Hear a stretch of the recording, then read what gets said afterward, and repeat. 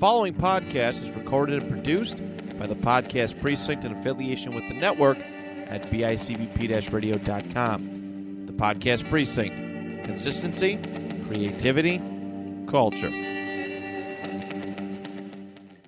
The Nostalgia Funhouse proudly dedicates all episodes in the loving memory of Connie Chirac. So, Johnny, I've been hearing really great things about this Nostalgia Funhouse. It just brings back so many great memories. Andrew, another reason I'm moving in line with you here is that you really vouched for this show. So I'm just going to believe you that this is the show that I've been wanting, which is just talking about all the fun stuff from our yesteryear and the years before. And I really hate anything meta, so I'm glad that what we're doing right now is not that. Oh, no, definitely. What is meta? Isn't that Ron Artest's new name? Well, add World and Peace to it, sure. Yeah, but this is great. They, last year they were tearing play sets and Halloween costumes. Well, that sounds cool. They get these weird court recordings from pop culture courts. Does anybody care about court cases? These ones are kind of cool. They put Scott Kelvin on trial. Poor old Santa Claus there. Oh, wow. Yeah. Okay, that sounds interesting. Yeah, man. You know what's the best part about this is, though? Is I hear they always got a really great sponsor. You can check it out right there. A detective has to be observant, cautious, and cool. When you play Clue, you have to figure out who did it. There are suspects, weapons, and scenes for a crime. Mr. Green did it in the study with a knife. I got a clue card. I know. It was Miss Scarlet in the conservatory with a candlestick. Wow! Elementary, my dear Betsy. Clue from Parker Brothers.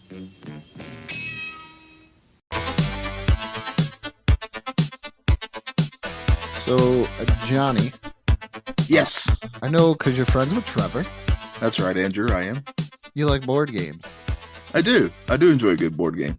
But could you imagine if they took a board game, made it into a movie? Yeah, Jumanji. That was a movie first before a board game. I was going to ask. Yeah, but technically it's a board game movie. Yeah, but an existing board game and make it into a movie. Oh. Which good one do you question. think would be the most exciting to remake? Maybe, or not even remake, to do? Maybe Monopoly? Hungry Hippos. I kind of would like to see how they would do that. It'd just be like a horror film with hippos just destroying people left and right. Yeah. Mad scientist turns people into small white marbles, and then Well, they're multicolored marbles, aren't they? Or are they all white? they're all white. Man, I didn't know that. This has been forever since I played. I thought they were all different colors. I'm colorblind, Andrew. Oh, are you? No, not really, but Oh. I didn't. I do have poor eyesight. Does that count? Yeah, I give it to you. Yeah, all right. I'm at that age now too, where I gotta turn on the light. Yes. Yeah. Yep. It's going great over here at the Johnny Mansion. Speaking of mansions, I'm trying to get a hint of what you're getting at here, some sort of idea. Maybe if you could help me figure out what we're talking about today, give me some kind of, what's the word I'm looking for? I think you should went through the end of the thesaurus already. On I got all the words that mean the same thing as clue. Clue. Do we need to get a clue to watch Clue?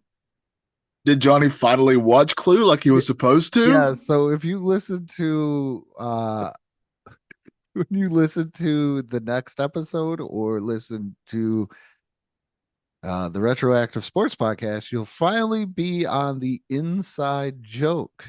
That's right. Because Johnny was like, "Hey, I'm gonna spend 15 minutes talking to Andrew about mapping out movies, but I'm not gonna watch these things." Johnny has moved into superstar status here. Oh man, no, it's that my brain is just soup. That's the problem here. My memory is atrocious. I definitely remember the funniest part of this is we were planning to record 2 shows on one day so we can have next week off. Yes. That was the plan. And my brain didn't recognize that was what was happening. And I didn't remotely think to watch Clue yesterday when I definitely should have. It's a good thing you So- don't watch Clueless. That would have been funnier, right? If we start talking about it, I would have been like, yeah, man, what a cast. They had that one girl and another girl. I'm like, yeah. Clue had a lot of good people. Yeah. Like, how did you feel about the Tim Curry in his role? He wasn't in Clueless. Yeah. Tim Curry's not in that movie. I think they might have eaten curry, but there was no Tim Curry. Yeah. But today we are talking about the 1985 cult classic, Clue.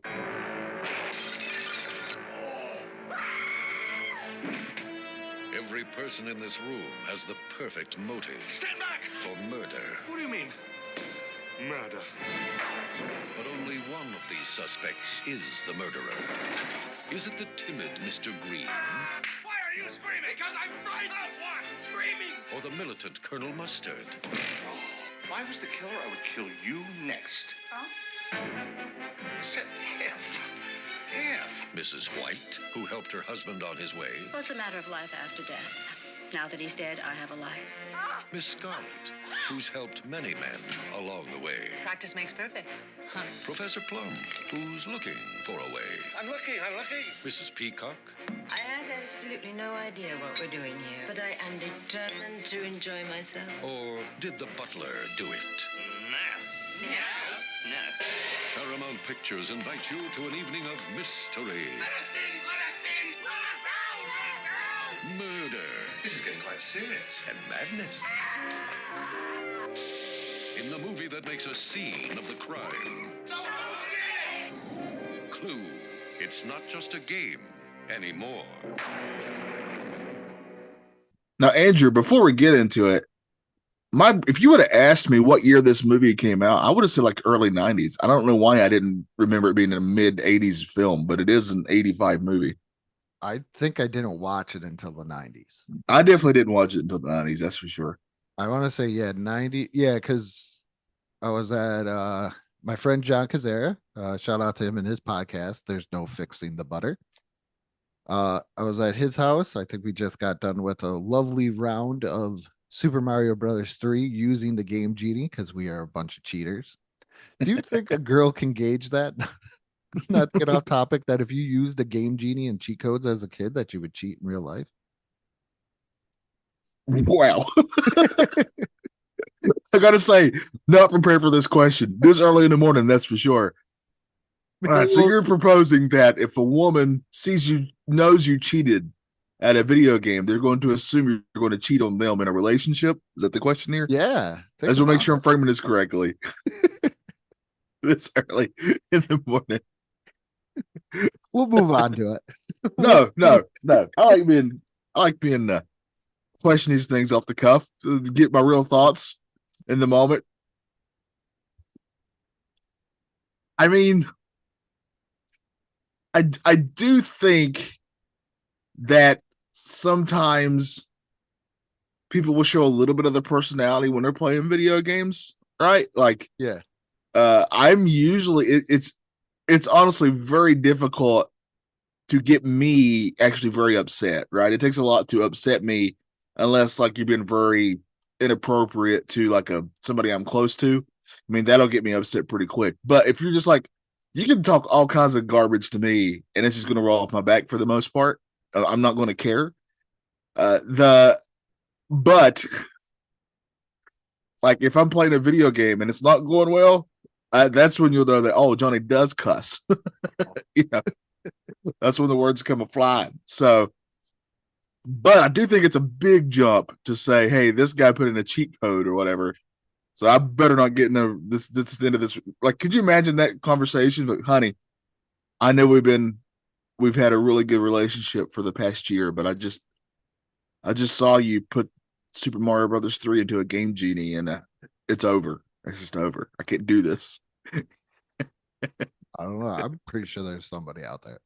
Also, the side note to this is, Twitter or X is being overrun by like very sexy ladies, right?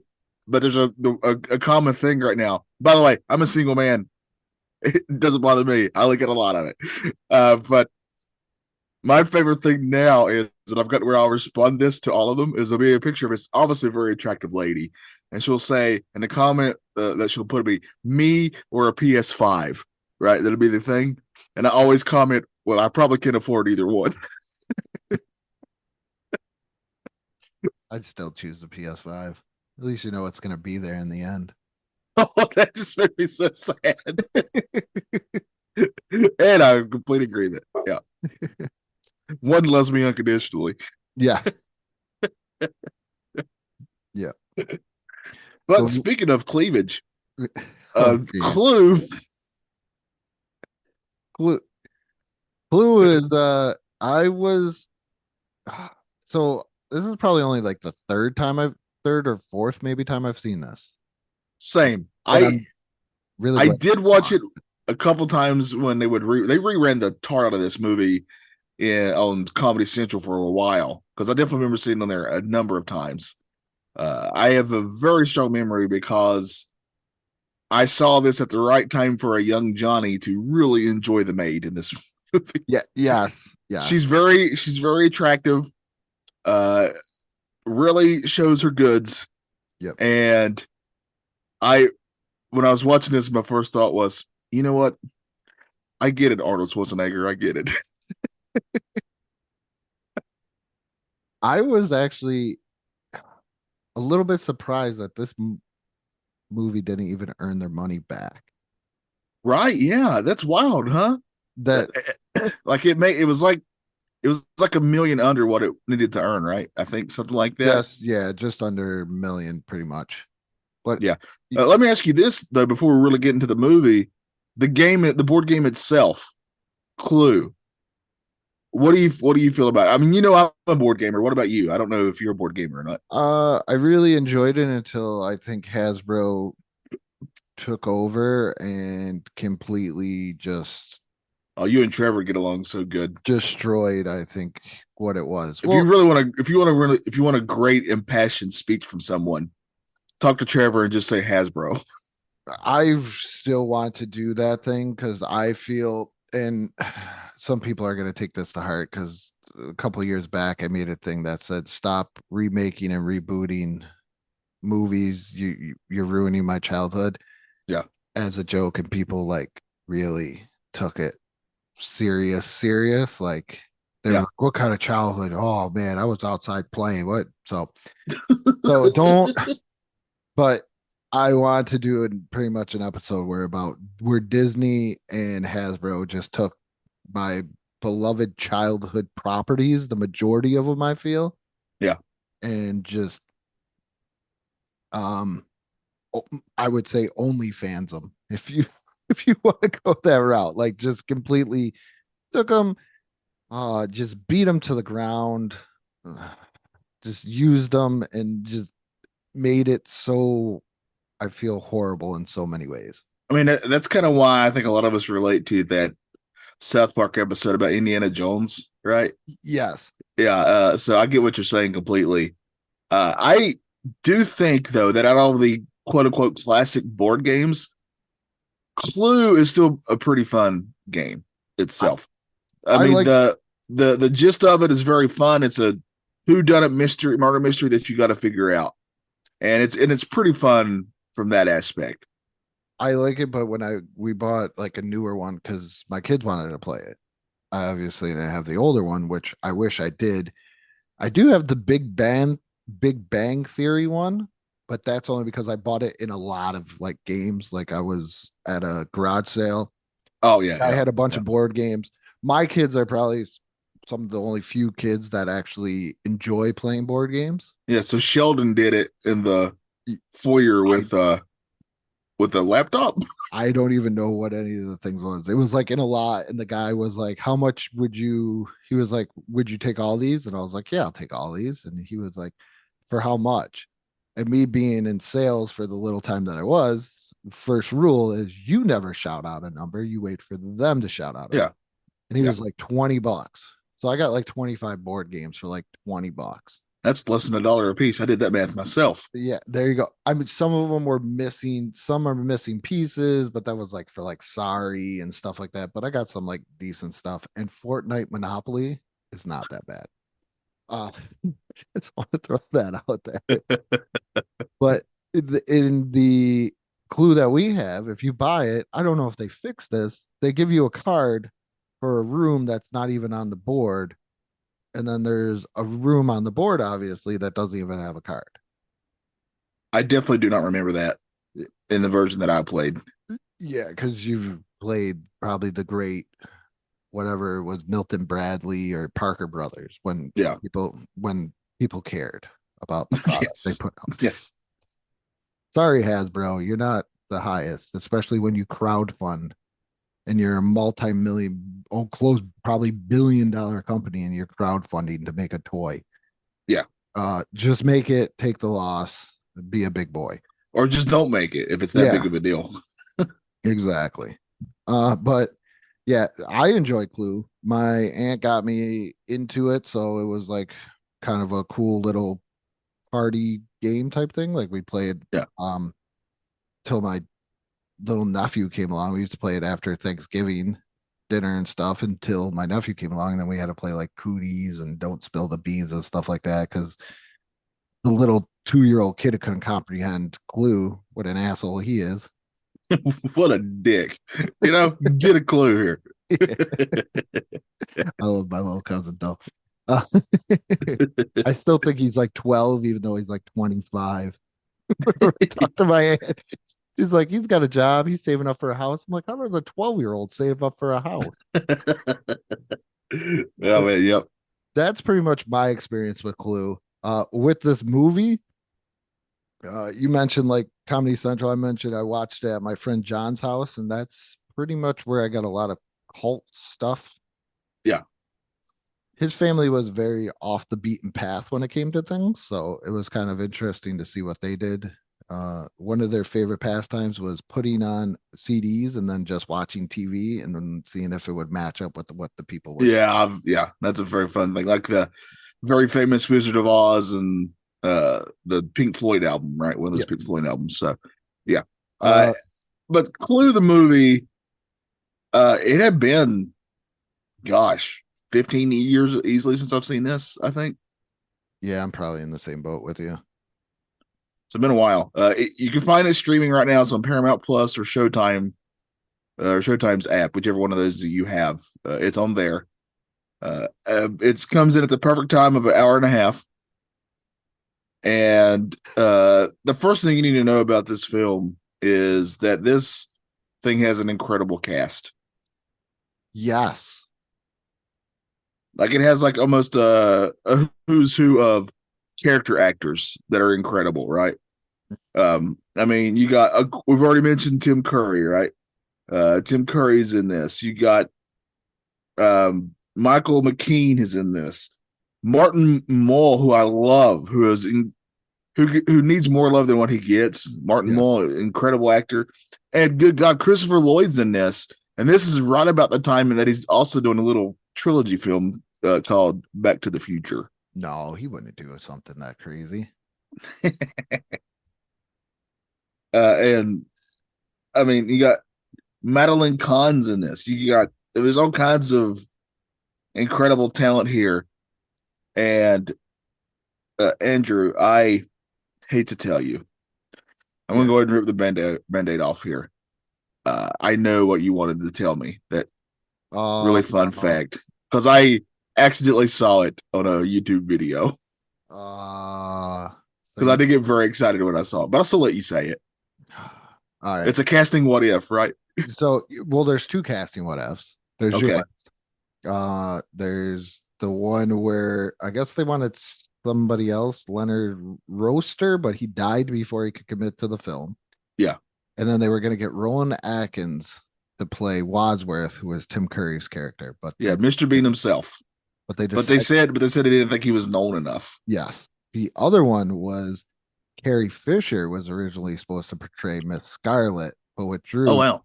But withdrew to enter drug and alcohol treatment. Oh wow.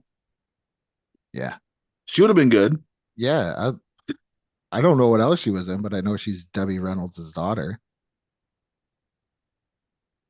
The other thing that I did see, speaking of you talking about our childhoods being ruined by stuff, there has been We are just joking, people. Disclaimer. right, yeah. Yes, sorry. There has been apparently an idea thrown around of redoing this movie.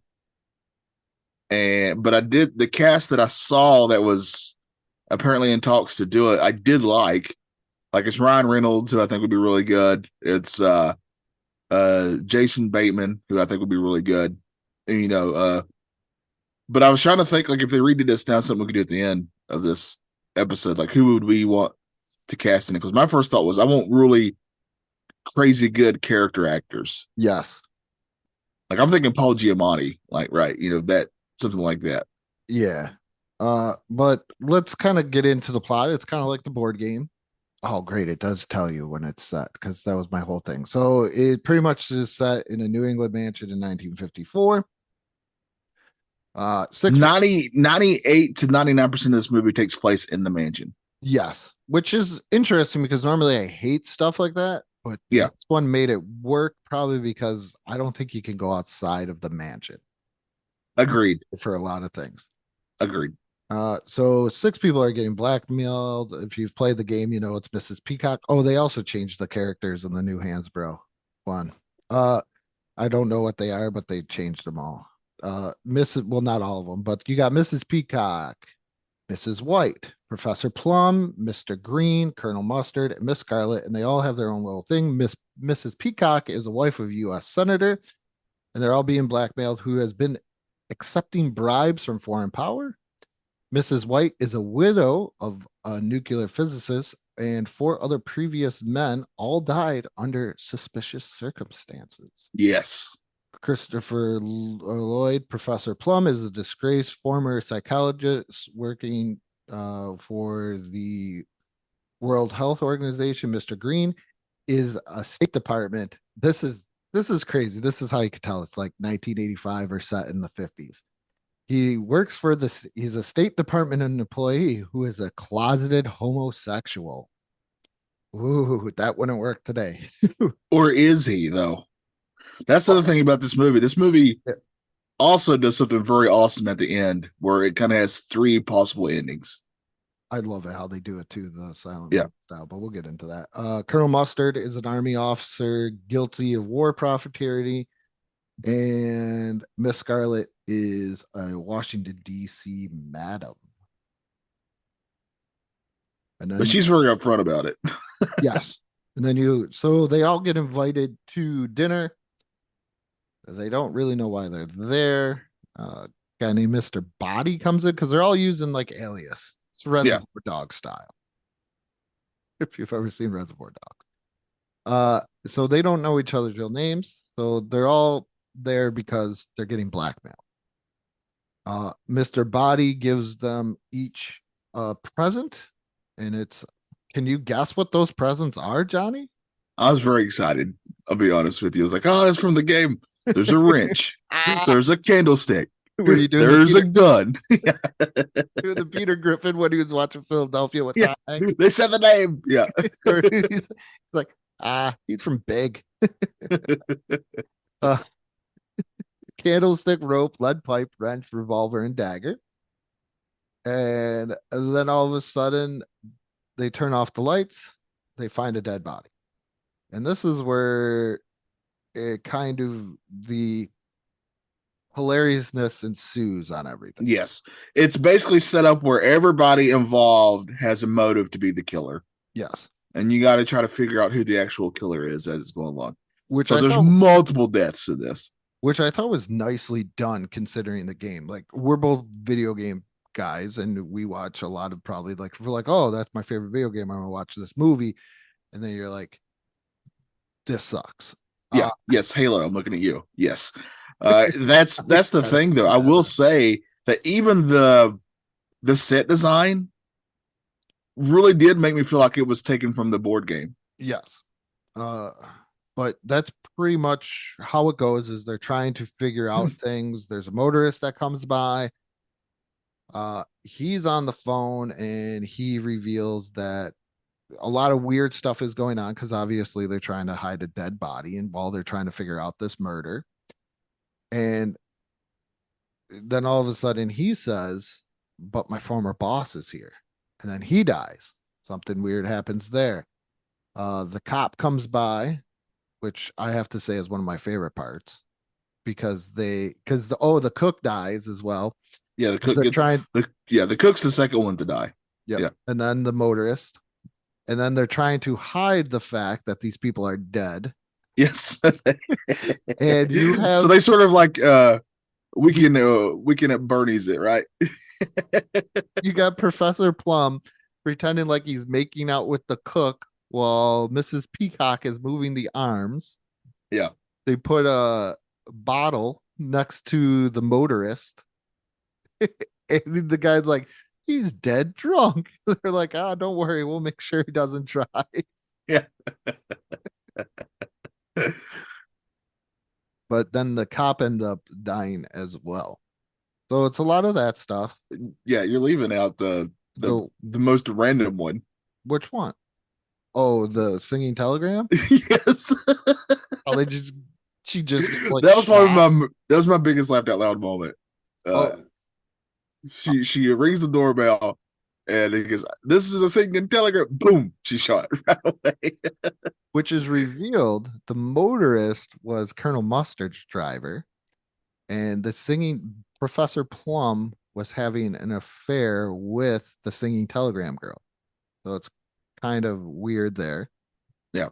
So pretty much that's what it is until you get to the end. There is a phone call from J. Edgar Hoover at the mansion and the FBI. And then should we go through the 3 different endings? Because it's pretty much just trying to figure out, they break apart and that's when the murders happen.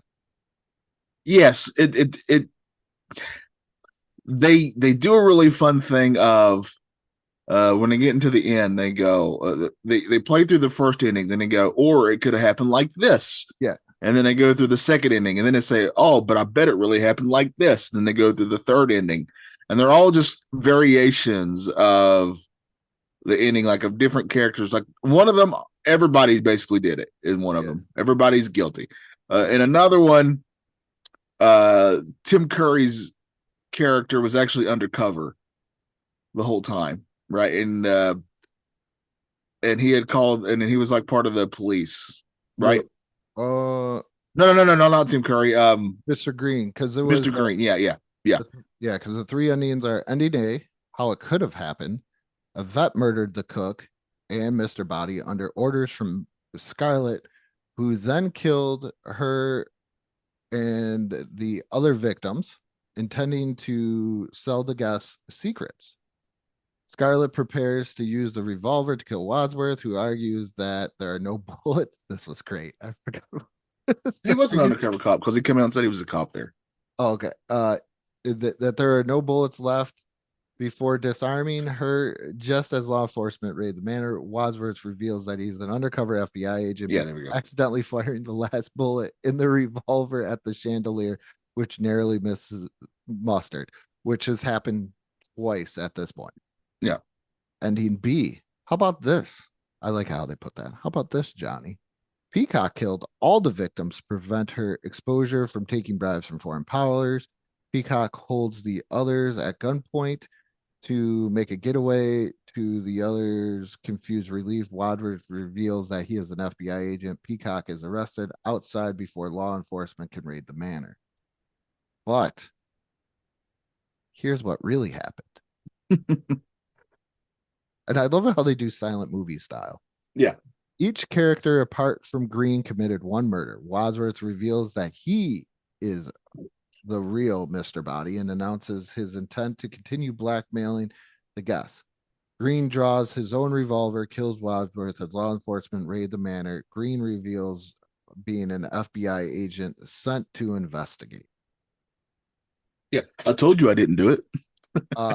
Also, this is during these endings is one of my favorite things I've ever heard in a movie. Oh crap! As I drop my phone, if you can hear that, is when Tim Curry's talking to Colonel Mustard and he's talking to him and he's like, "Hey, I know what's going on. People have told me." And he was like, "Who told you?" And he was like, "Can you?" And Tim Curry's like, Yes. "Keep it secret." Yeah. And Colonel Mustard's like, "Yes." And he's like, "So can I." And I'm like, that is the greatest thing to say to somebody. There's a lot of little quick quips in this that are pretty great, like that. A lot of little running gags that they do. I do think that, because if you want to classify this movie, it's a dark comedy, I guess be a way to put it. Yeah. A dark murder mystery comedy. I think my main issue with it, and overall I still like this movie quite a lot, but my main issue with it is that I think that it couldn't quite decide which lane it really wanted to really push for, because at times it is a really dumb comedy with some which is right up my alley, which is the parts I probably enjoyed the most. Yeah. But then at other times it's really working on the darkness of it. Right. I kind of wish they'd really push for more of the jokes, because you had told me that there's a lot of like airplane type humor in this, and there are times where it's like that, like the Shirley, you can't be serious. I am serious. Don't call me Shirley. There's a lot of wordplay jokes here that is sort of similar to that. My favorite one that was a running gag was when like one character will be given a really long monologue, and then they'd say that, well, to make a long story short, and somebody would say too late. Right? That happened a lot. I did enjoy that stuff like that. I just wish there was more of that. But again, I still like this movie. I liked the dog poop in the beginning. Like that's Yes. like one of those things. They kept sniffing something. Yeah. You think it's very it's gonna be dark, kind of like what you were saying, and then all of a sudden he steps in dog poop, and then everybody keeps on like sniffing, like, "Whoa, what is that?" Yeah. The beginning, the one where, what was it? The car stopped because it was scared. Yeah. Is So I need more of that. Yeah. Or the Tim Curry, the best is when he's first explaining everything when they're running through, and he was like, "I was in the hallway. I know because I was there." That is yes. That is the stuff that I really enjoyed. But Same. I agree that sometimes it wanted to be. It seemed like they wanted to be a serious murder mystery, but I think it worked better as like just the dark comedy, because it's a board game essentially. Yes. It's a fun and this movie is way better than it had any right to be based on a board game. I would say so, because there's really not any board game movies. Like I looked it up and there's like Ouija. And that's yeah. I think there's some that have been like in development hell for a while, but who knows what's going to happen with those. I mean, what are you going to really make a movie? There's Battleship. I never saw it. Oh, but yeah, there's Battleship. But even that, I think this is the best way that you could do it. Yeah. Is with this felt like it was like, if I was a hardcore fan of the game Clue, I do think that I would be all right with this movie, because it seems to keep the essence of the board game pretty much intact for me. Like, I mean, even like I said, right down to the set design of the house. Yeah. But I really, really enjoyed it just because of those little quick quips. And then everybody's so, I feel like if you watch most comedies, I know this is a dark one, but if you watch most comedies, you might see people kind of snicker, or that it's supposed to be that funny moment. But everybody hears deadpan. Yeah, it's very deadpan, like it is 100% serious. Well,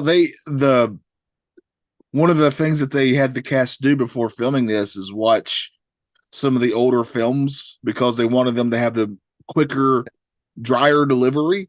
Like, I think anybody knows this. If you go and watch an older movie, they definitely talk much different there. Kind of like really sort of cadence to how they speak, and it's quicker. And they wanted them to sort of get that across here in Clue.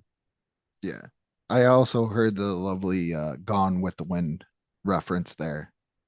Yes. He's talking to Wadsworth, and he's like, frankly, Scarlett, I don't give a damn. Yes. I didn't enjoy that. Yeah. But I think it kept it fun. I think that's just how it is. I just was reading here that when they released this, they released to certain theaters, but you didn't know which ending you got to the movie. Right. So the film Yes. was released theatrically December 13th, 1985. Each theater received one of three endings, and Yep. some theaters announced which ending the viewer would see. So, which is very innovative, I think. I really think that's pretty interesting. It wasn't until like a later DVD release where they actually just put all the endings onto the movie. yeah, I was gonna say because I could have swore I saw all of them. Because that was the one intriguing thing about this movie was all the different endings. Yeah.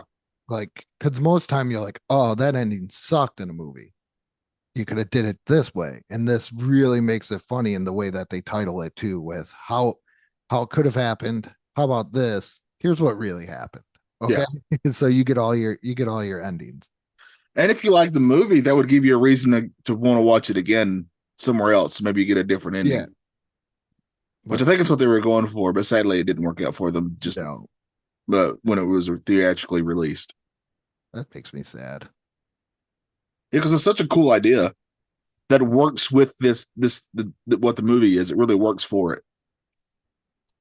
Yeah, I definitely enjoyed it. It's great if you love dark comedies, murder mystery type stuff that doesn't take itself seriously. Right. But you wanted to go over who would we do if there was a remake? Yeah, who would you if you got to do it now? Who would you cast now? I think Paul Giamatti would be a big one for me. Would he be He's one of Wadsworth? Oh, I think so. I think he'd be a great Wadsworth. Or do you go with what you should have did before and Roland Atkins? See, I want him in it too. Roland So yeah, because he's just so straight laced. And Tim Curry gets lost in the shuffle of great actors. Can I just shout that? I mean, I was talking about Mole here, Mole and Curry, both of them. Even that Michael McKean. Yes, yeah. I mean, I loved him in. I mean, he was still going. He was like in Better Call Saul. He was on SNL. He's got great range. Yeah, he does. Played the good old Coneheads.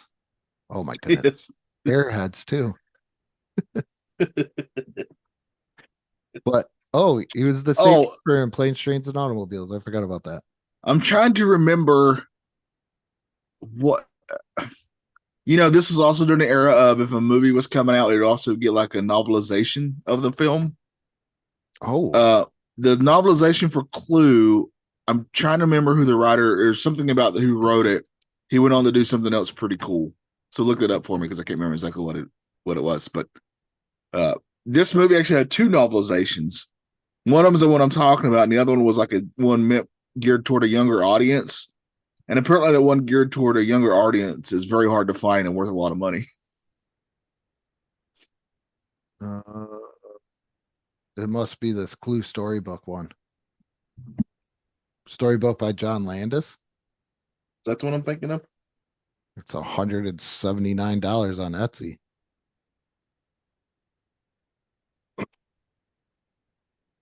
It's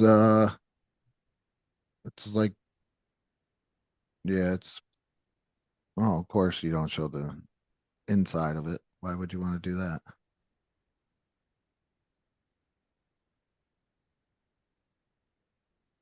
Huh. So where is it? Clue paperback? Get a Clue? Yeah, it's a paperback. This looks like a Michael McDowell's the guy I'm thinking of.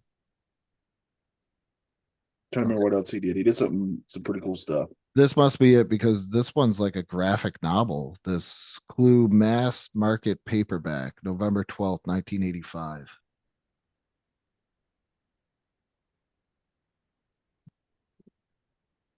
Oh, the Michael. Okay, see, I see the Michael McDowell one. Oh, that's Michael McDonald. I was gonna say, isn't that guy a singer?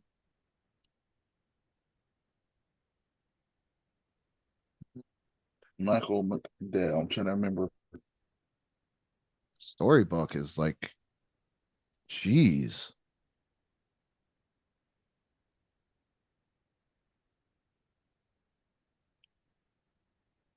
They had a Clue series of books, like Goosebumps. Oh, that's what it was. Okay. He also wrote, after he did that, he wrote a couple of films. One of them called The Nightmare Before Christmas, and another one called Beetlejuice. Oh, which would explain a lot.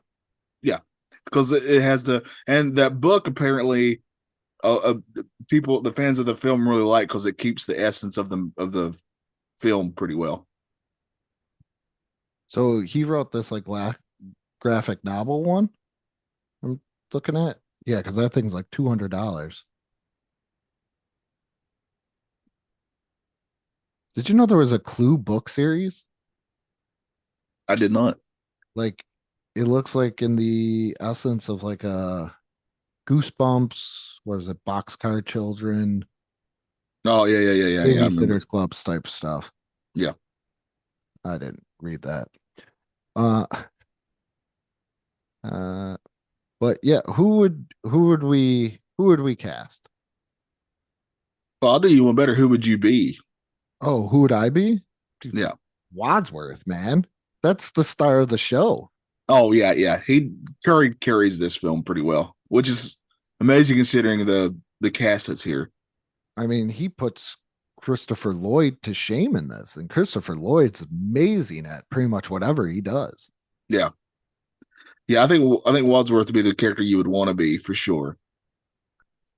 Yeah. Wadsworth. If I had to leave Wadsworth out of it,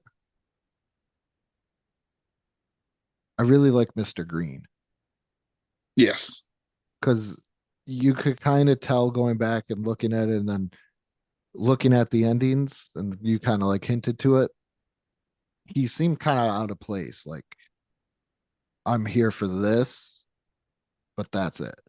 Yeah. Like, he's not profiteering, not killing people, not selling Godfather's employees in that manner. Yes. He's not disgraced. He's Right. Yeah. He's just gay. And it's like, looking in this standards, I mean, looking back then, it's like, oh, what's wrong with you? Now it's like, cool, dude. So is that guy, Yeah, who cares? Yeah. It's like in the first thing of Ted, when it's like when he's like when the bully, and he was like, it's the 90s, man. It's like okay to be gay. He was like, he's like, aren't you guys gay? How is it? The guy was like, it's the tits, man. He's like, see, everybody like it. Well, that's how I feel about that one. Yeah. Would you like to be the singing telegram? That's a quick paycheck. I was gonna say, what did they get paid? Yeah, I want to know. In 1985 to literally say what? A line? Well, sing a line. Sing a line. Yeah. I think that's where you would get me. I think I would lose the part at the singing. But who, you're on board with Wadsworth as well? I think so. Yeah, that's the one I think would be the most fun to portray. I think if I was going to redo this, I think I'd have Roland Atkins. I would go Roland Atkins, just put him in there. Yeah. As Wadsworth. Because you need that. And not because he's British. And he's going to be playing a butler. Paul Giamatti, I would say plumber Mr. Green. Yes. I think you need I don't think I would want Ryan Reynolds because I feel like he smirks when he tells a joke. I do like him, but I agree. You do know that like he's very proud of himself. He's like me, very proud of ourselves when we get a joke off. I am considered a pretty big joke off. I also would want to introduce to Patton Oswalt for Mr. Green. yeah. I'm trying to think of like He's comedians who are also pretty good character actors because I think that'd be a good lane to be in this film. Yeah, I would say he's in the same. Him and Paul Giamatti, I would say, are interchangeable. Yeah. Who would be a good Colonel Mustard? Like, who has a military presence but is still so funny? Yeah. Like, I was thinking John C. Riley.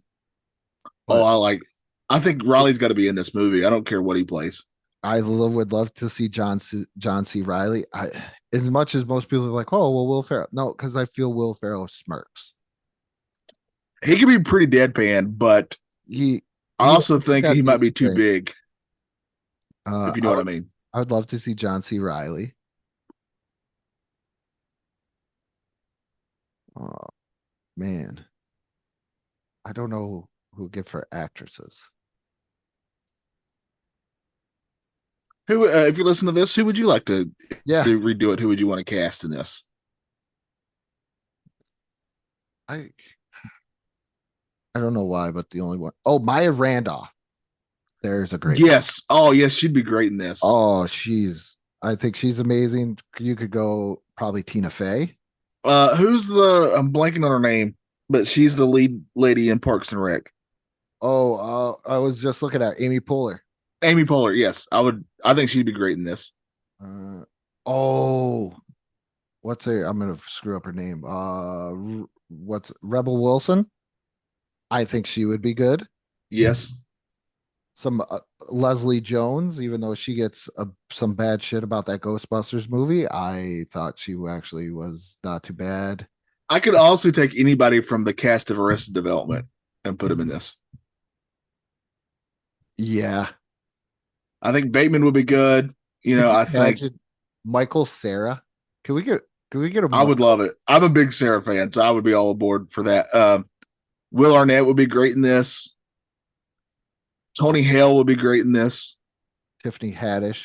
Oh, you know who would be perfect for like a madam is Jennifer Coolidge, Stifler's mom. I don't know. Oh, yes. Yeah. I just picture her in that Miss Scarlet role. Yeah, well, she's got it going on. Aubrey Plaza. Yes. Yep. She would be perfect in this.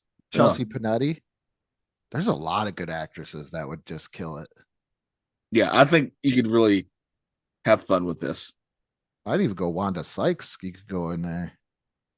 Because she would just be like, what the fuck? Yeah, I feel there's a lot more female actresses that would be good in this. Melissa McCarthy, I don't think would be. No, because she smirks. I feel she's a smirky actor. The other thing too is there's your professor. There's your Colonel Mustard. Nick Offerman. Oh, nailed it. Nailed it. Perfect Colonel Mustard. Nailed it. Yes, nailed it. If he's not Colonel Mustard in the remake, and they remake this, I don't want to watch it. Nailed it. Yeah, I'm all aboard for that 100%.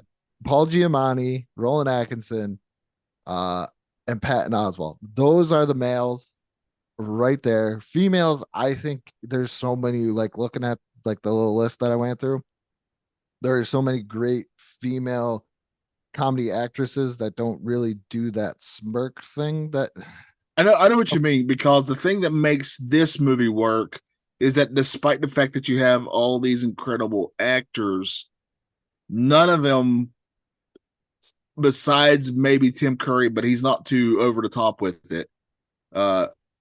Like their personalities aren't too big.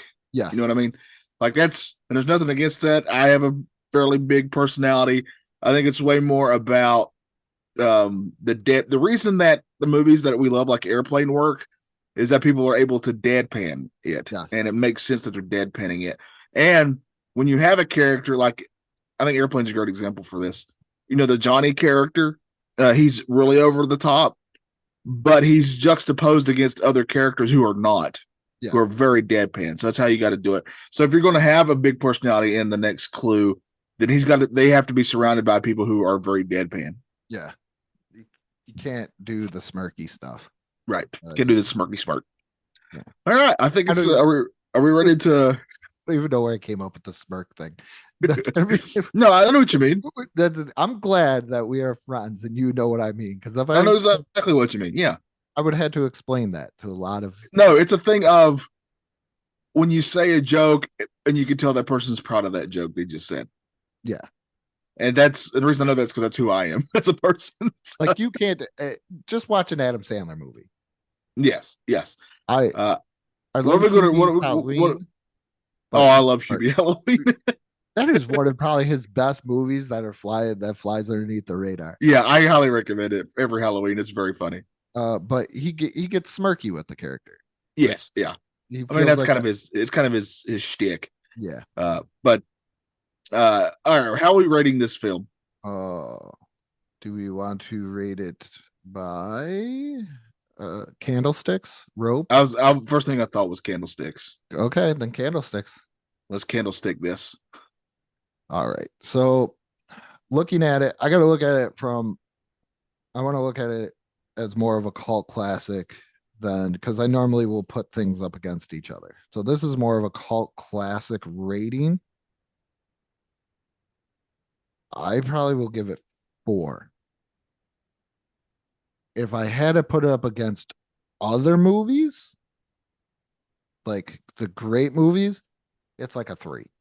But just based on cult classicness, so overall, based on those two, I'd give it like a 3. I give it like a 3.5.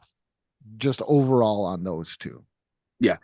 That's the exact score I was going to give it, a 3.5. It's really good, but I do think it's a movie that there's some films that I can watch every year, every other year, something like that. I don't know if this fits in there for me, but I'm not mad if it comes on television. I'll probably watch it. You know what I mean? Yeah. It's one of those type of films for me.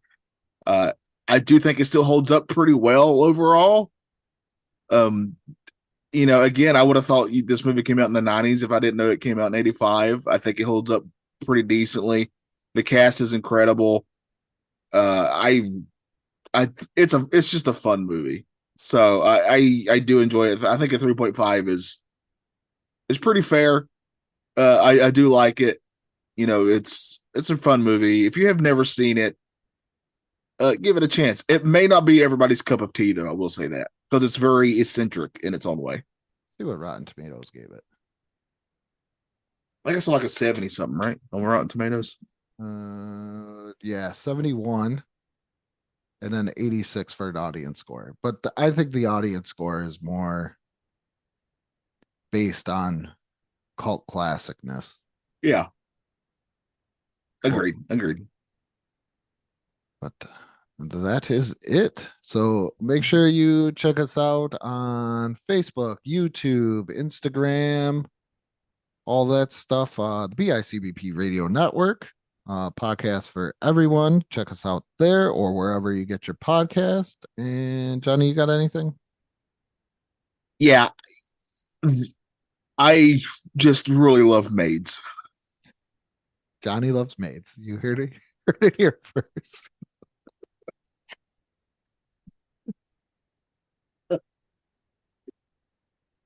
I just want to make sure that statement's out there. With that being said, what maybe nostalgia, what may not be nostalgia for you, may be nostalgia for some.